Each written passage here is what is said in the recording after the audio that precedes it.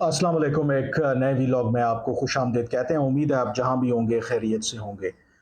पाकिस्तान ने अब तक जब से आज़ाद हुआ हमारा ये 23वां आईएमएफ के साथ प्रोग्राम है और इस एतबार से दुनिया में हमारा पहला नंबर है जिसने सबसे ज़्यादा आईएमएफ से प्रोग्राम लिए हैं। दूसरे नंबर पर अर्जेंटीना का नंबर आता है और ये सोचने वाली बात है कि आखिर इतने ज़्यादा जो आईएमएफ के प्रोग्राम है हमने क्यों लिए। क्योंकि आम तौर पर जब आप आईएमएफ के पास जाते हैं तो ये कहा जाता है, एक इस्तेलाह इस्तेमाल की जाती है कि आईएमएफ जो है is the lender of last resort, यानी कि आईएमएफ वो फाइनेंशियल इंस्टीट्यूशन है, या उसे आप बैंक कह लें आम इस्लाह में आम लोगों को समझाने के लिए, कि जिसके पास ममालिक तब जाते हैं जब वो तमाम बाकी जो ऑप्शंस हैं उनसे उनके एग्जॉस्ट हो जाते हैं। यानी कि जो दोस्त ममालिक हैं वो उनको पैसे नहीं देते, या वो अगर उनको पैसे देते हैं तो शायद उनके जो बैलेंस ऑफ पेमेंट के इश्यूज हैं उनको हल करने के लिए वो पैसे इतने काफ़ी नहीं होते। कमर्शियल जो बैंक्स हैं वो उनको कर्ज देने से कतराते हैं, या जो फाइनेंशियल इंस्टीट्यूशंस हैं उनको सख्त शराइत पर कर्ज अदा करते हैं। तो इनको देखते हुए फिर जो ममालिक हैं वो आईएमएफ के पास जाते हैं। तो इस एतबार से ये इट्सेल्फ एक रिफ्लेक्शन है कि पाकिस्तान ने पाकिस्तान बनने के बाद आज तक कुछ नहीं सीखा, इसलिए उनको बार बार आईएमएफ के पास जाना पड़ा। दूसरा एक जो इस आईएमएफ से मुतालिक बहुत सी मिथ्स भी हैं। मसलन लोग ये बात करते हैं कि जैसे अभी जो हमारा आईएमएफ का प्रोग्राम है वो बहाल नहीं हो पा रहा, यानी कि जो हमें 1.1 अरब डॉलर की किस्त मिलनी है उसके लिए बज़ाहिर जो आईएमएफ है हमें नाको चने चबवा रहा है, बहुत सख्त शराइत जो है वो आयद कर रखी हैं, लेकिन उसके बावजूद हमें 1.1 अरब डॉलर की जो किस्त है, जो रिव्यू है ये वो पिछले साल नवंबर में कंप्लीट हो जाना चाहिए था और हमें साल के बिल्कुल शुरू में ही ये किस्त मिल जानी चाहिए थी, लेकिन अभी तक हमें वो किस्त नहीं मिली। तो लोग ये सवाल करते हैं कि आखिर पाकिस्तान की हालत इतनी बुरी है कि हम 1.1 अरब डॉलर के इवज़ जो है पाकिस्तान को गिरवी रख रहे हैं, एक तमाम जो आईएमएफ से डिक्टेशन ले रहे हैं। तो क्या कोई और तरीका नहीं है कि हम 1.1 अरब डॉलर का अरेंज कर सकें? तो ये बात समझने की ज़रूरत है कि 1.1 अरब डॉलर की बात नहीं है। जब आपकी मईशत के हालात जो हैं वो इतने पतले हों, या आपकी मईशत इतनी वीक हो, आपके फॉरेन रिजर्व्स इतने कम हों, तो फिर ऐसी सूरत में जो बाकी फाइनेंशियल इंस्टीट्यूशंस हैं या आपके जो दोस्त ममालिक हैं, ये जो कमर्शियल इदारे हैं, वो आपको कर्जा नहीं देते। तो आईएमएफ के प्रोग्राम में जाने से होता क्या है कि मसलन पाकिस्तान का अगर आईएमएफ के साथ प्रोग्राम रिवाइव होगा, 1.1 अरब डॉलर पाकिस्तान को मिलेगा, उससे पाकिस्तान के मसाइल हल नहीं होंगे। लेकिन उसका नतीजा क्या निकलेगा कि जो बाकी इदारे हैं, यानी कि वर्ल्ड बैंक है, एशियन डेवलपमेंट बैंक है, कमर्शियल इदारे हैं, बाकी इंटरनेशनल फाइनेंशियल इंस्टीट्यूशंस हैं, जो दोस्त ममालिक हैं, वो फिर आपको कर्जा जो है वो देंगे और देना शुरू कर देंगे। और उसकी वजह ये है कि जब आपके फॉरेन रिजर्व्स किसी भी मुल्क के इतने कम हों, तो कोई भी इदारा, कोई भी मुल्क वो आपको कर्जा देने का रिस्क नहीं लेता। लेकिन क्योंकि आईएमएफ के प्रोग्राम में जब आप जाते हैं तो आईएमएफ एक लिहाज से बाकी जो तमाम लेंडर्स हैं, वो कंट्रीज हों या कमर्शियल बैंक्स हों या फाइनेंशियल इंस्टीट्यूशंस हों, उसके लिए एक जामन के तौर पे काम करता है। और बाकी जो ममालिक हैं, इदारे हैं, उनको ये भी पता होता है कि ये मुल्क जो है आईएमएफ के फ्रेमवर्क के अंडर है, यानी कि आईएमएफ इंश्योर करेगा कि वो मुल्क जो है फिस्कल डिसिप्लिन लाए और ऐसी पॉलिसीज इख्तियार करे कि जो भी वो कर्जा लेगा वो वापस देने की पोजीशन में हो। तो इसलिए फिर जो बाकी ममालिक हैं वो आपको कर्जा देते हैं। तो इसलिए ये कहना कि सिर्फ आईएमएफ का 1.1 अरब डॉलर या ओवरऑल जो प्रोग्राम है 6.5 अरब डॉलर जो है उसको छोड़कर हमने कुछ और करना चाहिए, तो या उसके बगैर हम गुजारा कर सकते हैं, तो शायद ये एक बहुत बड़ी मिथ है। तो इसलिए आईएमएफ का प्रोग्राम ज़रूरी होता है। आईएमएफ का प्रोग्राम, अगर आपके जो मुआशी हालात हैं वो इस तरह के होंगे और आप आईएमएफ का प्रोग्राम भी नहीं होगा, तो फिर आपके दोस्त ममालिक आपको कर्जा नहीं देंगे, कमर्शियल बैंकों के पास जाएंगे, अगर आपको कर्जा देंगे भी तो वो इतनी सख्त शराइत, इतना जो इंटरेस्ट रेट है उसका ज़्यादा होगा कि शायद उस कर्जे का आपको फ़ायदा होने के बजाय उल्टा आपको नुकसान होगा। एक तो ये मिथ क्लियर होगी। अब दूसरी जो बात है, इस वक्त बहुत ज़्यादा डिबेट हो रही है कि आखिर क्या वजह है कि बावजूद इसके कि मौजूदा हुकूमत ने जो टफ शराइत हैं, टफ कंडीशंस हैं, आईएमएफ की मानी है, उसके बावजूद आईएमएफ का प्रोग्राम जो है वो बहाल नहीं हो पा रहा। जैसे मैंने कहा कि आइडियली ये जो प्रोग्राम है 9th रिव्यू है, नवंबर में इसको कंप्लीट होना चाहिए था और साल के शुरू में ही हमें ये 1.1 अरब डॉलर की किस्त मिल जानी चाहिए थी। जो बड़ी-बड़ी शराइत थी उसमें अगर आप देखें तो आईएमएफ क्या कहता है? आईएमएफ हमें ये कहता है कि आपका जो एक्सचेंज रेट है, यानी कि डॉलर के मुकाबले में जो रुपए की कदर है, वो मार्केट बेस्ड होनी चाहिए, यानी कि जो तलब और रसद का कानून है उसके मुताबिक उसकी कीमत होनी चाहिए। ना तो हुकूमत पाकिस्तान, ना स्टेट बैंक ऑफ पाकिस्तान का उसमें कोई किरदार होना चाहिए। इसी वजह से अगर आप देखते हैं कि जब मिफ्ता इस्माइल भी थे या जब भी पाकिस्तान ने आईएमएफ के साथ प्रोग्राम किया, तो रुपए की कदर जो है उसमें कमी वाक़या हुई, क्योंकि उसकी वजह ये है क्योंकि आईएमएफ यही समझता है कि हम मसनूई तरीके से अपना जो रुपए की कदर है उसको कंट्रोल करने की कोशिश करते हैं और वो ये समझते हैं कि पाकिस्तान की मईशत के लिए वो बिल्कुल ठीक नहीं है। दूसरी जो शर्त आईएमएफ ने पाकिस्तान से लगाई थी कि 1.1 अरब डॉलर से पाकिस्तान के मसाइल हल नहीं होंगे, तो इसलिए पाकिस्तान के जो दोस्त ममालिक हैं जिसमें चीन है, सऊदी अरब है और यूएई सर-ए-फ़हरिस्त हैं, उनसे पाकिस्तान कमिटमेंट लेकर दे कि वो पाकिस्तान को कम से कम बोर्ड की मीटिंग होने से पहले 3 अरब डॉलर की वो कमिटमेंट्स देंगे और 3 अरब डॉलर जो है वो पाकिस्तान को वो बाद में देंगे। इसी तरह से एक और जो शर्त थी कि पाकिस्तान जो बिजली की कीमत में इजाफा करे, जो सब्सिडीज पाकिस्तान देता है उसको ख़त्म करे। और बज़ाहिर पाकिस्तान अगर देखें तो पाकिस्तान ने इस सारे अरसे के दौरान जब से इसहाक डार साहब ने चार्ज संभाला है,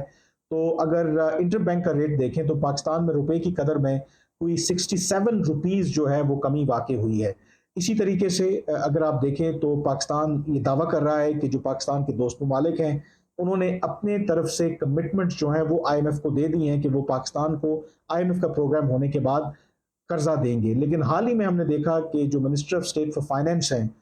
डॉक्टर आयशा पाशा, उन्होंने ये इंकशाफ किया कि पहले आईएमएफ ने हमसे कहा कि आप 3 अरब डॉलर का अरेंज करें बोर्ड की मीटिंग से पहले, लेकिन अब वो ये कह रहे हैं कि आप 6 अरब डॉलर का अरेंज करें, जिसकी वजह से प्रोग्राम में ताख़ीर हो रही है। यानी कि वो ये इल्ज़ाम आयद कर रही हैं कि आईएमएफ जो है वो गोल्ड पोस्ट चेंज कर रहा है। तो इसी तरह से अब सवाल इसके अंदर ये पैदा होता है कि क्या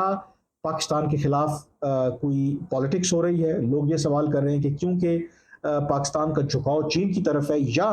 अमेरिका या मगरबी ताकतें चाहते हैं कि पाकिस्तान चीन से पीछे हट जाए। ये वो शराइत हैं जो पब्लिकली तो सामने नहीं आती, जिसकी वजह से पाकिस्तान का जो आईएमएफ का प्रोग्राम है वो बहाल नहीं हो पा रहा। अब सबसे पहले तो ये बात करना ज़रूरी है कि क्या वाकई ही आईएमएफ के अंदर जो पॉलिटिक्स होती है, क्या उसमें जो जियोपॉलिटिकल जो सिचुएशंस है उसको सामने रखते हुए फैसले किए जाते हैं? बिल्कुल इसकी मिसाल हमारे सामने है। माजी में आप देखें कि जब जब पाकिस्तान अमेरिका का इत्तहादी रहा,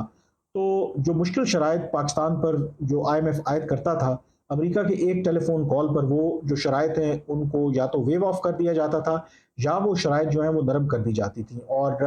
ये जब 2013 से लेके 2018 के दरमियान पाकिस्तान का जो आईएमएफ प्रोग्राम रहा, उस वक्त भी इसहाक डार साहब वज़ीर ख़ज़ाना थे, जिसमें वो दावा करते हैं कि पाकिस्तान ने बड़ा कामयाबी से वो प्रोग्राम जो है वो कंक्लूड किया। तो उस ज़माने में अमेरिका को स्टिल हमारी ज़रूरत थी अफ़गानिस्तान के अंदर। तो बहुत से एडवांटेजेस पाकिस्तान को इस एतबार से थे, तो पाकिस्तान के पास एक लेवरेज भी थी। तो पाकिस्तान को बहुत से वेवर्स मिले। उस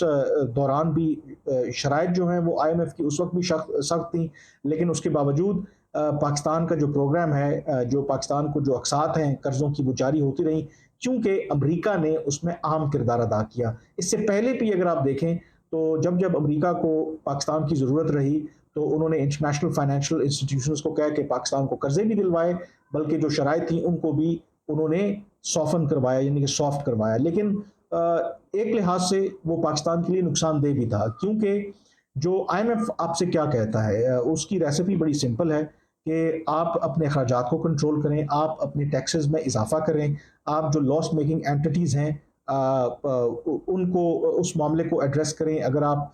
जो पावर सेक्टर के अंदर जो बेकायदगियाँ हैं, जो इनकॉम्पिटेंस है, जो लीकेजेस हैं, उनको एड्रेस करें। जो लॉस मेकिंग एंटिटीज़ हैं, स्टेट ओन्ड एंटरप्राइजेज़ हैं, उनको प्राइवेटाइज़ करें। और अगर आप तसव्वुर करें कि अगर आईएमएफ ने पाकिस्तान को वो वेवर्स ना दिए होते माजी में और पाकिस्तान को मजबूर किया होता कि वो जो ज़रूरी इस्लाहात हैं अपनी मईशत में वो इंट्रोड्यूस करवाएं, तो वक्ती तौर पर तो वो शायद हुकूमत के लिए मुश्किल होता, क्योंकि जो इस तरह के फ़ैसले हैं उससे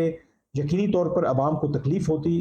वक्ती तौर पर महंगाई में इजाफ़ा होता। लेकिन in the long run Pakistan की मईशत को फ़ायदा होता है। और उसकी मिसाल हमारे सामने है कि भारत जो लेट 90s अर्ली 90s में वहाँ पे भी इसी तरह से बैलेंस ऑफ पेमेंट का जब क्राइसिस आया तो उसको आईएमएफ के पास जाना पड़ा। उस वक्त जो वज़ीर ख़जाना थे डॉक्टर मनमोहन सिंह, जो बाद में भारत के वज़ीर आज़म बने, उन्होंने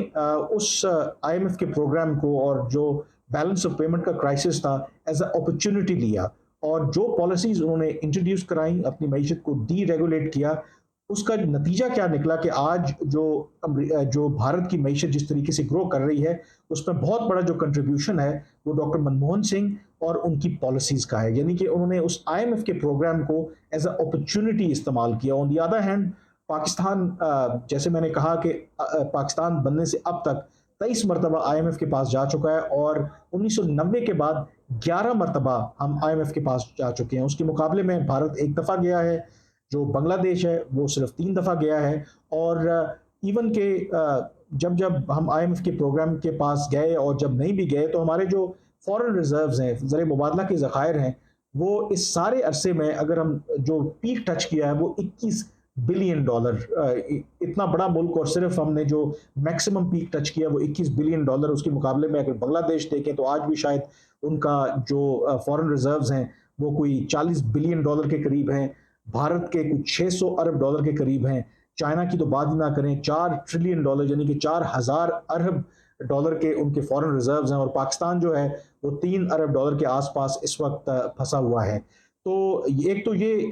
जो हकायक मैंने आपको बयान किए कि जो आईएमएफ है वो डेफिनेटली जो अपने जो उसके अंदर जो पॉलिटिक्स है वो इन्वॉल्व होती है, जो मगरब के जो इंटरेस्ट हैं सम टाइम उनको प्रमोट करने के लिए उनके फैसलों में वो रिफ्लेक्शन नज़र आती है। उसकी जो लेटेस्ट मिसाल है कि मार्च के अंदर इस साल जो आईएमएफ ने 15.6 अरब डॉलर का यूक्रेन का जो एक आईएमएफ का बेल आउट प्रोग्राम अप्रूव किया, और ये अनप्रेसिडेंटेड है, गैर मामूली है इस एतबार से क्योंकि इससे पहले आज तक आईएमएफ ने किसी भी ऐसे मुल्क जो हालत जंग में हो उसके लिए प्रोग्राम अप्रूव नहीं किया, क्योंकि आईएमएफ की कुछ शराइत होती हैं और वो शराइत उस मुल्क पर वो इम्पोज करता है, क्योंकि आईएमएफ इंश्योर करता है कि उस मुल्क का जिसको वो कर्जा दे वो अपने जो माली मामलात है उसके अंदर डिसिप्लिन लाए, और इस तरीके से डिसिप्लिन लाए कि एक तो उनके जो आईएमएफ जो उनको कर्जा दे वो उसकी वापसी हो सके, और दूसरा उसको बार बार आईएमएफ में ना जाना पड़े। और एक ऐसा मुल्क जो हालत जंग में हो वो कैसे अपना जो फिस्कल डिसिप्लिन है उसको इंश्योर कर सकता है। इसलिए जो सबसे बड़ी वजह है, क्योंकि अमेरिका और मगरब इस वक्त यूक्रेन को सपोर्ट करना चाहते हैं, तो इसलिए आईएमएफ का जो मुरवजा तरीकाकार है, जो यूजुअल जो रूल्स हैं, जो प्रोटोकॉल्स हैं, उनको उन्होंने बलाए ताक रखते हुए 15.6 अरब डॉलर का जो बेल आउट प्रोग्राम है वो यूक्रेन के लिए अप्रूव किया, जिससे साफ जाहिर होता है कि आईएमएफ के अंदर भी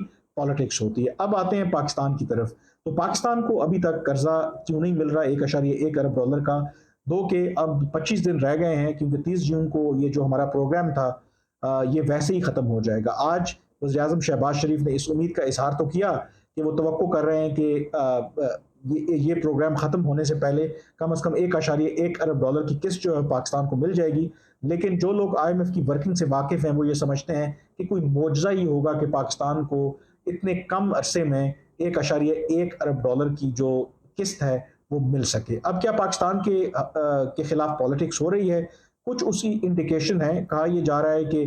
कुछ अर्सा पहले पाकिस्तान ने कोशिश की कि अमेरिका के साथ और जो चीन के साथ ताल्लुकात हो उसमें एक तवाज़ुन मेंटेन करें, लेकिन जो भी एफर्ट हुई पाकिस्तान की तरफ से, पाकिस्तान के जो हुकाम हैं वो ये समझते हैं कि जो उसका लिटमस टेस्ट था वो ये था कि क्या अमेरिका जो है वो पाकिस्तान की मदद करेगा आईएमएफ का प्रोग्राम बहाल करवाने में। तो अभी तक की जो इंडिकेशन है यही लग रहा है कि पाकिस्तान के हुकाम इस लिहाज से मायूस हैं कि ये शायद एक लो हैंगिंग फ्रूट था, ये कोई इतना मुश्किल काम नहीं था। अगर अमेरिका आईएमएफ को कह देता, हालांकि हमने बहुत सी शराइत जो पाकिस्तान का दावा है कि 99.9% शराइत जो हैं वो मान ली हैं आईएमएफ की, तो जो कुछ बची कुची चीज़ें हैं जो निटी ग्रिटी हैं, अमेरिका अगर आईएमएफ से कहता तो वो उनको इग्नोर करके पाकिस्तान को किस्त जारी कर सकते थे, जिससे पाकिस्तान की जो माली मुश्किलात हैं, जो अनसर्टनिटी है वो कम हो सकती थी। लेकिन उसके बावजूद अमेरिका ने ऐसा नहीं किया। तो अगर अमेरिका सिर्फ आईएमएफ को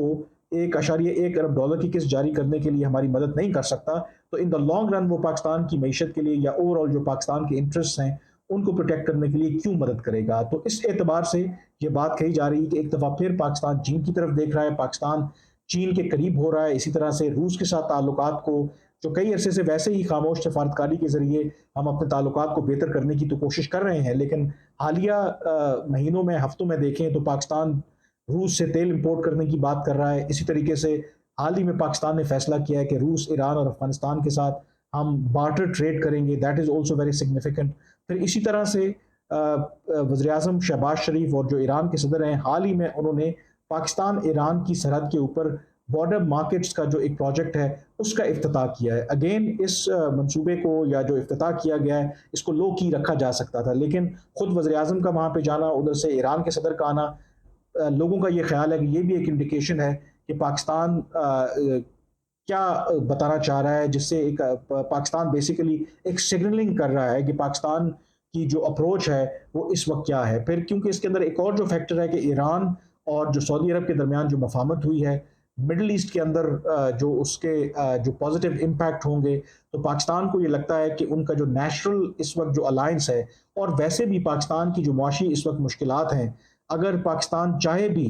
तो अमेरिका उसको बेल आउट नहीं कर सकता, बावजूद इसके कि हमारी जो सबसे ज़्यादा एक्सपोर्ट्स हैं वो इस वक्त अमेरिका में हैं। इसी तरीके से जो हमारी बरामदात हैं, जो लार्जेस्ट जो ट्रेडिंग पार्टनर है हमारा वो यूरोपियन कंट्रीज़ हैं। तो लेकिन उसके बावजूद जो चीन है, उसकी सबसे ज़्यादा पाकिस्तान के अंदर कोई $30 बिलियन की इस वक्त इन्वेस्टमेंट है। इसी तरीके से जो कर्ज़ों की रेशो है चीन जो पाकिस्तान को दे रहा है वो भी बढ़ते जा रहे हैं। तो बावजूद इसके कि पाकिस्तान अगर चीन से अपने आप को डिस्टेंस करना चाहे भी तो पाकिस्तान अपने आप को कर नहीं सकता, और ऊपर से जो IMF के साथ प्रोग्राम में ताख़ीर हो रही है, जो तासुर है कि अमेरिका पाकिस्तान की उस तरीके से मदद नहीं कर रहा, IMF को as a political tool use कर रहा है, तो उससे ये भी कहा जा रहा है कि पाकिस्तान मज़ीद जो है वो चीन के करीब होता जाएगा। तो इस वक्त जो सिचुएशन है वो नज़र यही आ रहा है कि पाकिस्तान की जो मुआशी मुश्किलात हैं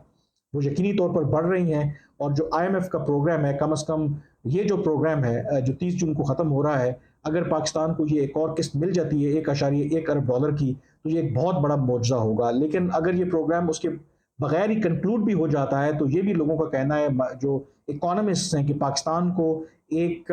नए IMF प्रोग्राम की ज़रूरत पड़ेगी। लेकिन इस प्रोग्राम के तजुर्बात को सामने रखते हुए क्या पाकिस्तान एक नए IMF के प्रोग्राम की तरफ जाएगा, या पाकिस्तान के पास कोई फुल प्रूफ ऐसा प्लान बी मौजूद है जिसमें पाकिस्तान को कम से कम मिनिमम जो है हर साल अगले 3 साल के लिए $25 अरब चाहिए, जो हमने कर्ज़ों की अदायगी के लिए चाहिए, और जो हमारा जो करंट अकाउंट का जो डिफरेंस है उसको फिल करने के लिए। तो क्या विदाउट IMF जो हमारे दोस्त ममालिक हैं हमारी इतनी मदद कर सकते हैं? ये भी एक बहुत बड़ा आई थिंक सवालिया निशान है। But to conclude the discussion, yes, दो इसके अंदर पहलू हैं कि IMF के अंदर ज़रूर पॉलिटिक्स होती है। IMF या मगरबी ताकतें हैं एज अ टूल के तौर पे ज़रूर यूज़ करती हैं, लेकिन कसूरवार पाकिस्तान खुद है, क्योंकि 23 मरतबा हम IMF के पास गए हैं। वो इसीलिए गए हैं क्योंकि IMF ने हमें नहीं कहा कि आप हमारे पास कर्जा लेने आए, क्योंकि हमने अपनी इस्लाह नहीं की, अपने जो इकोनॉमिक फंडामेंटल्स हैं उनको दुरुस्त नहीं किया। और इसीलिए जब बार बार आप IMF के पास जाएंगे तो इसका मतलब है कि फिर जो IMF के पीछे ताकतें हैं यकीनी तौर पर वो आपको एक्सप्लॉइट भी करेंगी। तो आज मेरे ख्याल में ये इल्ज़ाम देना कि पॉलिटिक्स हो रही है, बिल्कुल पॉलिटिक्स होती है, लेकिन अगर इल्ज़ाम देना है तो हमें अपने आप को देना चाहिए। अगर हमें इंटरनेशनल पॉलिटिक्स का पता था, हम तमाम ये चीज़ें जानते हैं, तो मेरे ख्याल में हमें सोच समझ कर आज से कई साल पहले जो मुआशी एतबार से हम जो कोताहियाँ करते रहे हैं, जो फ़ैसले हमें आज से कई साल पहले कर लेने चाहिए थे, वो फ़ैसले हमें कर लेने चाहिए थे। अगर हमने कर लिए होते तो शायद आज हम जो एक ये जो एक्सप्लॉइटेशन के उस फेज़ से गुज़र रहे हैं, वो हमें एक्सप्लॉइटेशन का सामना ना करना पड़ता। और दूसरा सबसे बड़ा हमारा प्रॉब्लम ये है कि हम IMF हो, हमारे दोस्त ममालिक हों या बाकी इदारे हों, हम कमिटमेंट्स करते हैं और उनसे फिर भाग जाते हैं, और जिसकी वजह से हमारी जो क्रेडिबिलिटी है वो भी ज़ीरो है। तो इसलिए IMF हो या बाकी लोग हों, वो हमें अब किसी भी तरह का जो अलाउंस है वो देने के लिए तैयार नहीं है, किसी भी तरह का वो बेनिफिट ऑफ डाउट जो है वो हमें देने के लिए तैयार नहीं है, जिसकी वजह से आज हमारी मईशत जो है इन मुश्किलात से दो चार है। आज के व्लॉग से इतना ही, मुझे इजाज़त दीजिए। अल्लाह हाफ़िज़।